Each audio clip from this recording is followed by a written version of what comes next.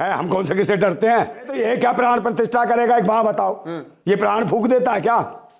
ये प्राण डाल देता है किसी में? वो वैसे ही वहां करेगा इंशाअल्लाह इंशाअल्लाह इंशाअल्लाह, अल्लाहू अकबर, इंशाअल्लाह उद्घाटन कर देगा। ये प्राण डालेगा जो दुनिया में ईश्वर सबके प्राण डालता हो, ये भूतनी का प्राण डाल देगा। कमाल है यार। ऐसा वो वैसे तो नहीं बोलेगा कि मैं राम को ले आया, ऐसा तो नहीं बोलेगा वो अल्लाह को ले आया। अबे क्या मजाक बना दिया धर्म का। तुमसे तो बेहतर है वो वैसी। कुछ दिन पहले इनके माताजी निधन हो गया, उनमें प्राण डाल देता, उन्हें क्यों मन ने दिया भाई? अरे बहुत पढ़ा हुआ है भाई, बरिस्टर आदमी है, एडवोकेट भी है, सब कुछ है, सांसद है, और अपने वजूद से जीतता है, अपने वजूद से जीत के दिखा दे। प्राण डालने का काम धर्माचार्यों का है, वो शंकराचार्य डालते जो धर्म का काम करते हैं।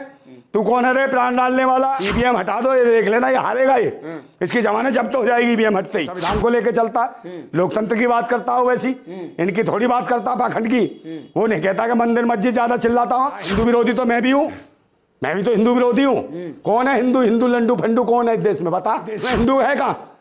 हिंदू है क्या है? मोहन भागवत कहता है हिंदू कोई धर्म नहीं, सुप्रीम कोर्ट कहता है हिंदू कोई धर्म नहीं, समझे? अटल बिहारी वाजपेयी ने कहा हिंदू कोई धर्म। तो बताए हिंदू क्या है? जो हिंदू राष्ट्र की बात करता है वो भी आतंकवादी देशद्रोही है। ऐसे लोगों को बागेश्वर जैसा को भूतने वालों को जेल में डालो।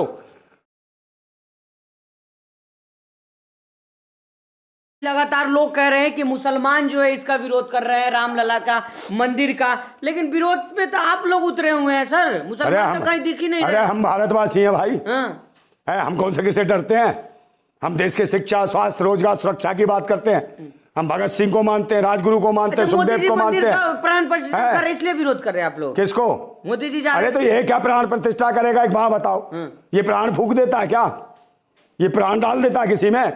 है, पुलवामा में जो शहीद हुए 42 सैनिक, उनमें प्राण डाल देता भाई, उनकी बेवानी तरसती।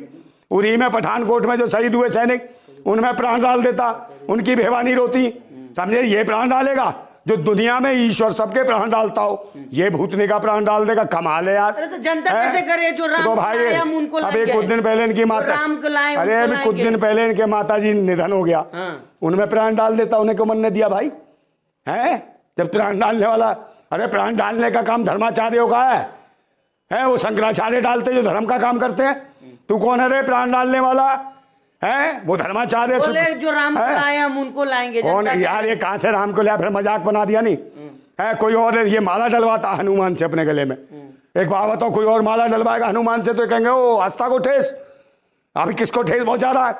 इसका मतलब देश के जितने भी हैं अंधभक्तों का बाप है ये, उनका को तो कोई बाप है नहीं, यही बाप आज पैदा हुआ भूतनी का। ये जब राम को ला सकता है तो तुम कोई भूतनी वालों इसी ने पैदा किया है। यही है तेरे, तुम नाजायज संतान हो क्या इसकी? है, राम के साथ भी खिलवाड़, धर्म के साथ भी खिलवाड़, बहन बेटियों की इज्जतों के साथ भी खिलवाड़।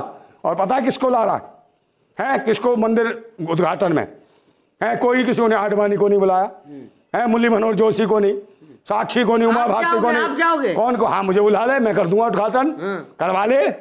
समझे? उनको बुला रहा नचनिया को, उसे बुला द्रौपदी मुर्मू को, उनसे करवा उद्घाटन। महामहिम राष्ट्रपति है, उसको बुला रहा नचनिया को। कौन? माधुरी दीक्षित। द्रौपदी मुर्मू आ जाएंगे तो क्या हो जाएगा? पवित्र हो जाएगा। छोटी जाति की है, काली है, दलित है, समझे नहीं, आदिवासी है, तो उसको नहीं घुसने देंगे, उससे उद्घाटन नहीं कराएंगे, ना संसद का ना राम मंदिर का, समझे नहीं। मगर ये खुद करेंगे। और वहां कौन उसको बुलाएंगे? वो ठुमका मारती हुई आएगी, नाचने वाली, गाने वाली। कौन? माधुरी दीक्षित। अच्छा एक है, वो क्या करेगी माधुरी दीक्षित? वहां चोली के अंदर क्या है, चोली के भीतर क्या है, चोली के अंदर क्या है, चोली के भीतर क्या है? दिल है मेरा, दिल देख कर रामचंद्र खड़े हो जाएंगे। फिर गाएगी तू शायर है मैं तेरी शायरी। ये मेरी बात सुनो, मेरी बात, नाचने गाने वालियों से मंदिर पवित्र हो जाएगा, मगर द्रौपदी मुर्मू चाहेगी तो अपवित्र हो जाएगा। तो देश की महामहिम राष्ट्रपति से उद्घाटन कराओ या शंकराचार्य से कराओ, वो बैठे हैं भाई, उनको बुलाओ। मोदी नहीं करना चाहिए ना। मोदी का मतलब क्या है? पीएम का मतलब क्या है? पीएम केयर फंड बनाया था। पीएम केयर फंड का मतलब जानते हो? Personal Modi care fund. चलिए ठीक है, ये भी बनाया। आप इधर से उधर भटका देते। काय का मुद्दा होगा? कुछ करो आप, कहीं चले। हाँ तो बताना क्या करवाएगा?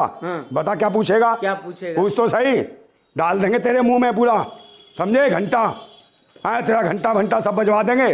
हाँ कटवा के उड़ा पास में है मंदिर मंदिर लगा रखा, मंदिर मस्जिद तुमने। अच्छा एक बार आपका एक बयान काफी सोशल मीडिया पे वायरल हो रहा है, आप कह रहे हैं कि वैसी जो है राम मंदिर का उद्घाटन करेंगे, वैसी तो कह रहे हैं कि बाबरी हमारे दिल में, हम बाबरी को भूलने वाले नहीं है, आप राम मंदिर उद्घाटन की बात कर रहे हैं। हाँ तो बाबरी का भी कर देंगे, बाबरी का मुझसे करा लो, बाबरी का भी कर दूंगा, राम मंदिर का भी कर दूंगा। अबे कलेश खत्म करो, ये धर्म मजहब के नाम पे नौटंकी मचा रहे हो, धर्म मजहब के नाम पे जो धंधा चला रहे हो, पाखंडी ढोंगी हो। वैसी उद्घाटन करेंगे। हाँ तो ओवैसी कर देंगे। हाँ बुलाओ, ओवैसी को बुला लो, क्या दिक्कत है भाई? करो, गंगा जमुना तहजीब को दो आगे, भाईचारा में निभाओ, देश को आगे बढ़ाओ। देश का हर नागरिक कर सकता है जो भारत में दे रहा है, सब भाईचारे से रहते हैं, क्या दिक्कत है? एक दूसरे के शादी ब्याह में जाते हैं, सब लोग नाचते गाते हैं, तो क्या ये धर्म का काम है? करा लो, वो वैसे भी कर देगा। वैसे तो करें, हम बाबरी को नहीं भूलने वाले। हाँ तो मत भूलो, क्या बात है? मत भूलो, उसको बना लो, बाबरी मस्जिद तो बन रही है वहाँ, सुप्रीम कोर्ट ने जगह दी है ना, तो वहां का उद्घाटन करवा ले, मोदी से वहां करवा लो, वो वैसे यहाँ कर दे मंदिर में, क्या दिक्कत है भाई?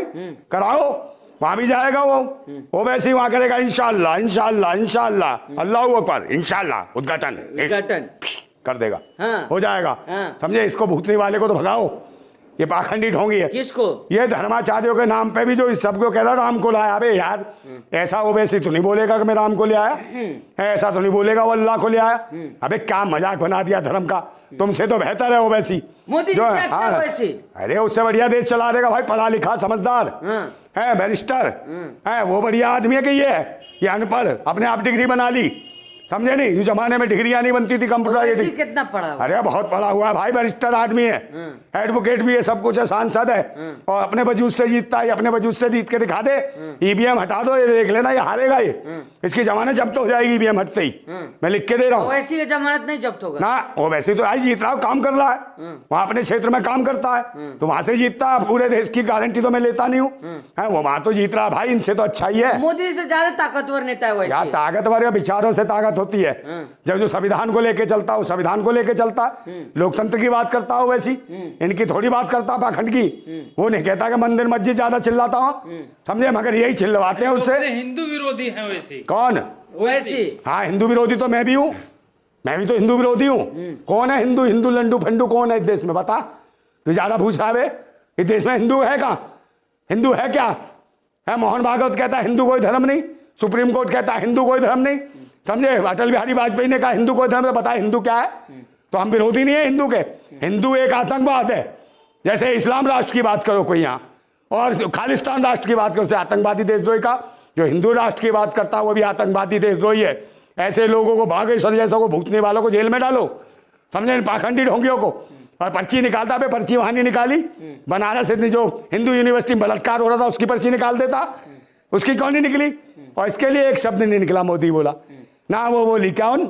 महिला बाल विकास मंत्री। वैसी बोले हैं उस पे। हाँ वैसी तो बोलेंगे भाई, जिसको दर्द होगा बोलेंगे ना। वो तो नहीं देखा है हिंदू की बेटी हुई है मुस्लिम की, कौन हिंदू मुसलमान बनाते हैं? बस देश की बेटी है ना, इसके लिए बोला हो वैसी। क्या इज्जत सबकी है? उन्होंने कहा मैं मंदिर मस्जिद बाद में चाहिए, पहले बहन बेटियों की इज्जत सुरक्षित चाहिए। और यही बिल्किसमानों का मामला है, यही इसका है जो बेचारी यहाँ हुआ पर तुम्हारे बनारस यूनिवर्सिटी में कराया इन्होंने, हिंदू यूनिवर्सिटी में। और यही मामला चाहे मनीषा वाल्मीकि का हो, चाहे पिंकी लोधी का हो, इन सबको न्याय की बात करी असुबुद्दीन ओवैसी ने।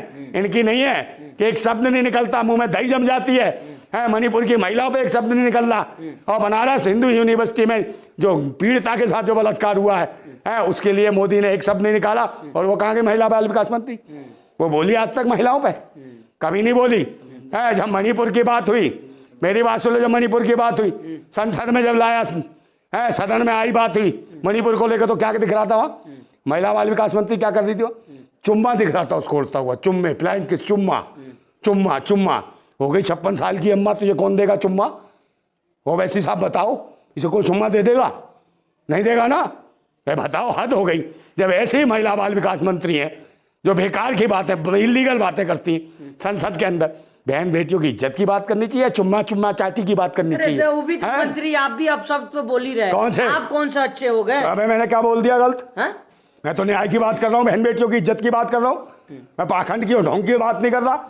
मैं धर्म के नाम पे तो नहीं उकसा रहा किसी को, मैं तो उसकी बात कर रहा हूँ जो हमारा संविधान जिसकी आजादी देता है, लोकतांत्रिक मूल्यों की बात कर रहा हूँ। हम देश के लोकतंत्र को और संविधान को मजबूत करना चाहते हैं। वैसे कह रहे हैं कि जो है मस्जिद की जगह जो मिली है, लेकिन उस पे नमाज पढ़ना सही नहीं होगा। वो भाई उनके कहने से उनका काम है क्या? हाँ। उनके और क्या तुम्हारे मौलाना मौलवी नहीं है कि वही सब कुछ बन गया? अब ये भी मोदी का बाप बन रहा है कि ये भी ठेकेदार हो गया इस्लाम धर्म का। ये बात गलत है कि मौलाना और मौलवी जाने यार, मस्जिद बने, मंदिर बने, कई बने, समझे, आस्था का केंद्र है, सबको नमन करना चाहिए, सबको सम्मान करना चाहिए, मंदिर मस्जिद का, उसके लिए विवाद नहीं होना चाहिए। और जो मिल गया ठीक है, आपस में क्यों लड़ रहे हो? नहीं तो इसी पे लड़ते रहना तुम, है किसको विराम लगाओ। और मैं कह रहा हूँ सुबेद्र ओवैसी जाए प्रधानमंत्री को लेटर लिख के कि भाई तेरे बस की नहीं है, तू नहीं उद्घाटन कर सकता, हम करेंगे मंदिर का, तू कर मस्जिद का। देखो देश आगे बढ़े, शिक्षा, स्वास्थ्य, रोजगार की बात करो, विज्ञान की बात करो, महंगाई पर कंट्रोल करने की बात करो, ये देश आगे बढ़ेगा और हमें कोई दिक्कत नहीं है। मोदी की जगह अगर सुबेद्र ओवैसी भी कल प्रधानमंत्री बन जाता तो हमें कोई दिक्कत नहीं है। भारत जिंदाबाद था, जिंदाबाद है और जिंदाबाद रहे। क्यों प्रधानमंत्री बनाएंगे? अरे बन जाए, क्यों? भारत का नागरिक है। हाँ, पहला घोट दूंगा तेरा, समझे, पत्रकार बना हुआ, तो ये भी नहीं पता संविधान में कोई भी नागरिक देश का प्रधानमंत्री बन सकता है? अरे तो एक सीट, 2 सीट से वैसे प्रधानमंत्री बन जाएगा। अबे तो 1-2 सीट क्या है, कोई भी समर्थन दे सकता है। 1 सीट वाले मुख्यमंत्री बन गए हैं, ये पहली बार जीता, ये मुख्यमंत्री बन गया। कौन है? भजनलाल शर्मा, ये भी तो आया था कांग्रेस में तो कूद वैसे के। तो हिंदू विरोधी नेता है, हिंदुओं को उकसाते अबे तो भाई हिंदू है कहाँ? हिंदू विरोधी तो मैं भी हूँ। बता कौन है हिंदू भारत में? हम तो भारतीय हैं, हम भारतीय मानते ही नहीं किसी को आप। भाई जो हिंदू होगा वो करे विरोध उसका, और जो भारतवासी है, देश का नागरिक है, वो दे समर्थन। हम बना देंगे, बताओ, वो आए तो बताए सुबेद्र ओवैसी को प्रधानमंत्री बनाएंगे भारतवासी, तो क्या लगता है करे भारतवासियों की बात। वो वैसी प्रधानमंत्री बन जाएगा, देश सही चलेगा? क्यों नहीं चलेगा भाई? तुम्हें विश्वास नहीं है क्या? है क्यों नहीं चलेगा? आप क्रांतिकारी, आप बताइए। अरे वो सही चलेगा, देश क्यों नहीं सही चलेगा? इनसे तो लाख गुना अच्छा है मोदी से, समझे? वैसे बिल्कुल बिल्कुल उससे लाख गुना अच्छा है। कम से कम इतनी झूठ तो नहीं बोलेगा। तो महा झुटलर आदमी है, एक हिटलर हुआ था तानाशाह, महा झुटलर है, तो झुटलर तो नहीं है, झूठा तो नहीं है सुबेद्र ओवैसी।